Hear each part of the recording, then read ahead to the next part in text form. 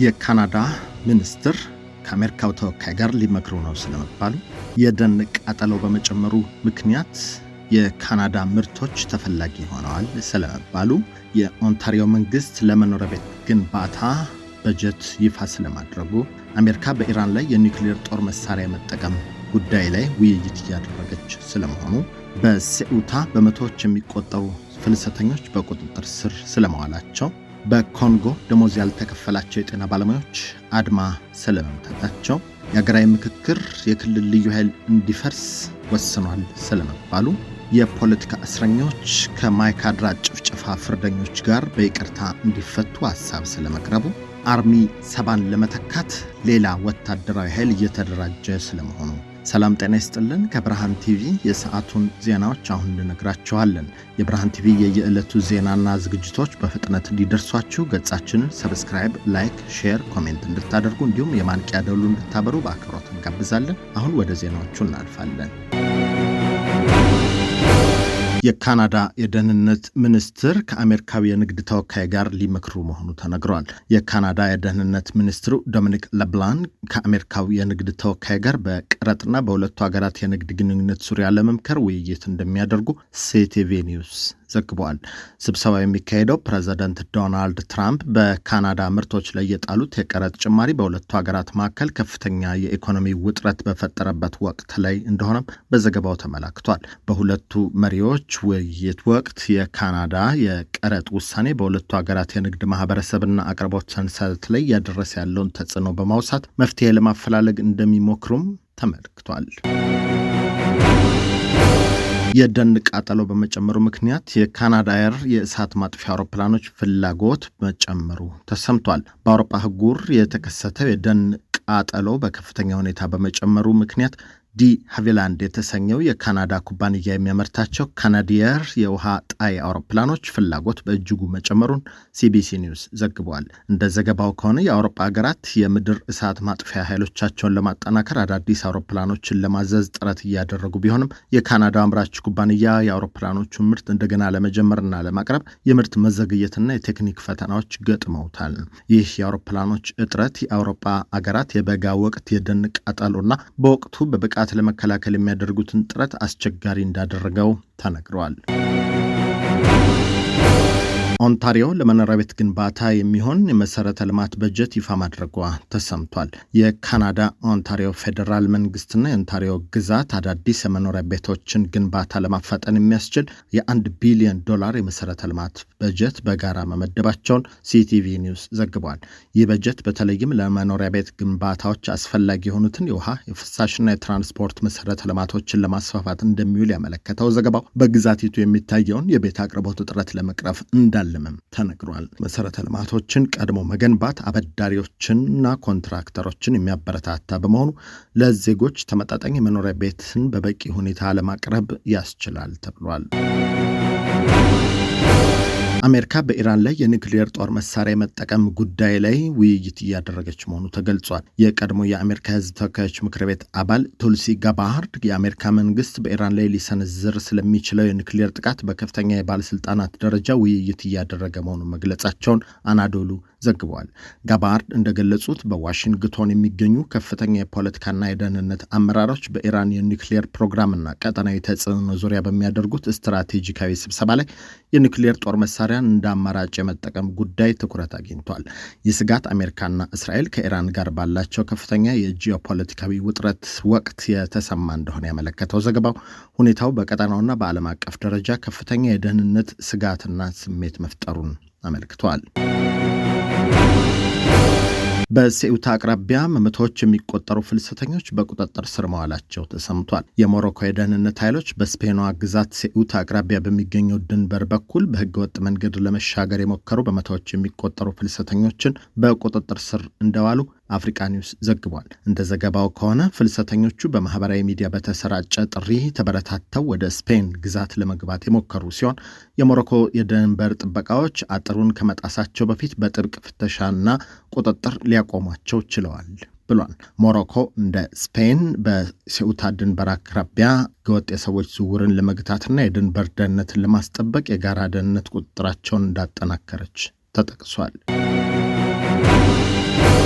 በኮንጎ ደሞዝ ያልተከፈላቸው የጤና ባለሙያዎች አድማ መምታታቸው የኢቦላ መቆጣጠር ስራን እንዳስተጓጎለ ተሰምቷል።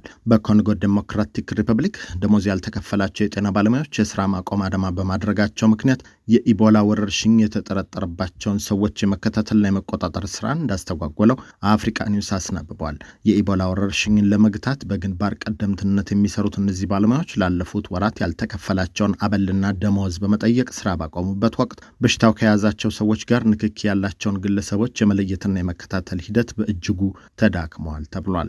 የጤና ድርጅቶችና ባለሙያዎች እንደሚሉት የቁጥጥር ስራው መስተጓጎል ወረርሽኙ ወደ ሌሎች አካባቢዎች በስፋት እንዳይሰራጭና ተጨማሪ የህይወት ጉዳት እንዳያስከትል ከፍተኛ ስጋት መደቀኑ ተጠቅሷል።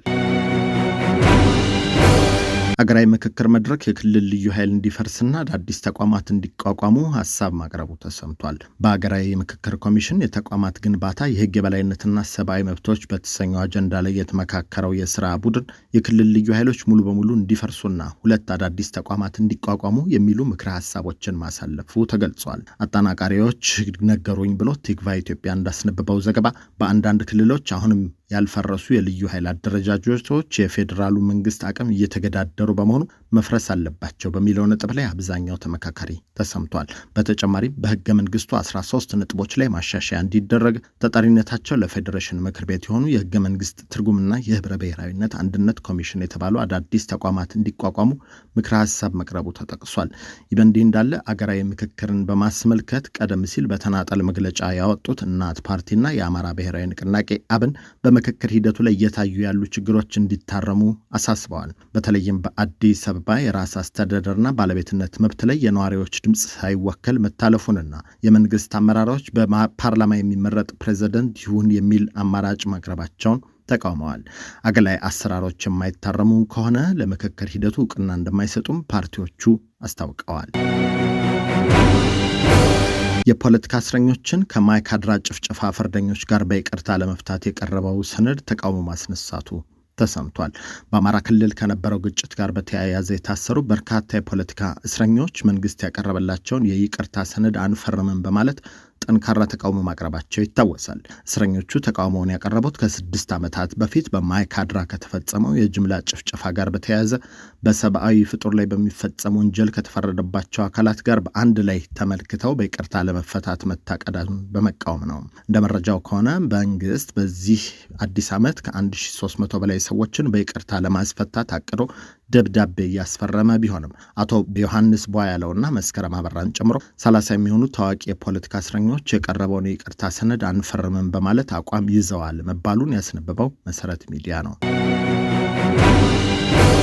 አርሚ 7ን ለመተካት አዲስ ወታደራዊ ኃይል እየተደራጀ መሆኑ ተገልጿል። ህዝባዊ ወያነ ሓርነት ትግራይ ትህነግ በቅርቡ በደረሰበት ወታደራዊ ጥቃትና በተሃድሶ ሂደቶች የተዳከመውን አርሚ 7 የተሰኘውን ስብስብ ለመተካት አርሚ 72 የተባለ አዲስ የጦር ኃይል በማደራጀት ላይ መሆኑ ተገልጿል። እንደ መረጃዎቹ ከሆነ በኮሎኔል ገብረስላሴ እንዲመራ የተደረገው ይህ አዲስ አደረጃጀት በተለያዩ አካባቢዎች ተበትነው ከነበሩና ከተለያዩ ክፍለ ጦሮች በተቀነሱ አባላት መዋቅሩን እንደገና ህያው ለማድረግ ያለመ ነው ተብሏል። እንደ ታዛቢዎች ገለጻ ይህ እንቅስቃሴ በፕሪቶሪያ ሰላም ስምምነት ከተቀመጠው ትጥቅ ማስፈታትና ወደ ህብረተሰቡ የመቀላቀል ዲዲአር መርሆዎች ጋር የሚጋጭ በመሆኑ በሰሜኑ የሀገሪቱ ክፍል የሚደረጉ የደህንነትና የመረጋጋት ጥረቶችን ጥያቄ ውስጥ የሚከት ነው ተብሏል። እነኚህን ዜናዎች ከብርሃን ቲቪ ነገርናችሁ። የየዕለት የብርሃን ቲቪ ዜናና ሌሎችም ዝግጅቶች በፍጥነት እንዲደርሷችሁ ገጻችንን ሰብስክራይብ፣ ላይክ፣ ሼር፣ ኮሜንት እንዲሁም የማንቂያ ደውሉ እንድታበሩ በአክብሮት እንጋብዛለን። ጤና ይስጥልን።